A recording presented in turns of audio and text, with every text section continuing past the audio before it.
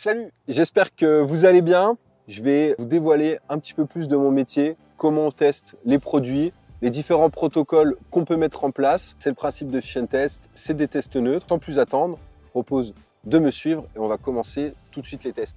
Et on se retrouve justement avec la première combattante du jour, une jolie petite miroir. Alors vraiment pas grosse, mais avec un très joli écaillage. Je vais aller la relâcher tout de suite et je vais vous montrer comment je fais pour faire le test par exemple d'un tapis de réception. En l'occurrence, celui que je suis en train de tester, hop, le Avid Carp dans sa version pop-up. Vous allez voir, c'est un tapis qui est très intéressant, mais aussi avec quelques défauts. Allez, on la relâche.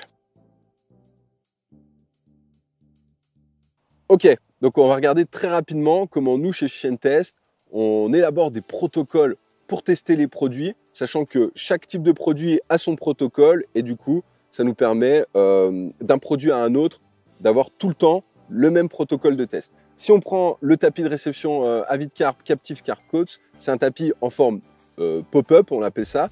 Donc c'est un tapis de réception qui s'ouvre très rapidement, qui est utilisé pour les sessions de pêche rapides. Et donc sur un tapis de réception, en l'occurrence, on a trois grandes parties, la partie construction, la partie performance et la partie rapport performance-prix.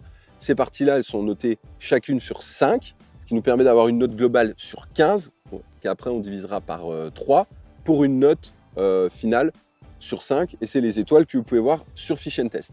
Si on regarde un petit peu plus en détail la partie construction, on va regarder 3 points que nous, on juge ultra importants sur un tapis de réception. La première, c'est l'encombrement. Comment le tapis est une fois plié, son poids, ses différentes dimensions, sa stabilité et les matériaux utilisés.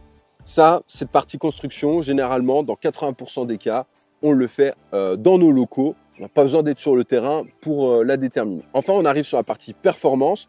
La partie performance également, il y a 3 points sur les tapis de réception. C'est la protection du poisson. Est-ce que celui-ci est en sécurité? Est-ce qu'on protège bien le poisson? Son évacuation de l'eau. Ça, c'est important. Et enfin, le séchage du tapis. Là aussi, c'est important pour éviter à la fois les mauvaises odeurs, les propagations de maladies, etc. Et enfin, on arrive sur la partie rapport performance-prix. Est-ce que les performances du produit sont en rapport avec son prix? Et pour ça, comme on a déjà testé plein de produits et qu'on a tout le temps le même protocole, on va pouvoir se permettre de comparer par rapport à nos tests, mais on va aussi comparer le marché. Il y a beaucoup de produits dans des mêmes gammes qui se ressemblent. On va pouvoir comparer ce qui se fait et est-ce que le prix est en comparaison par rapport aux performances du produit. On récapitule les points forts et les points faibles et on fait une conclusion générale qui nous permet de récapituler tous les points importants qu'on a signalés sur le produit.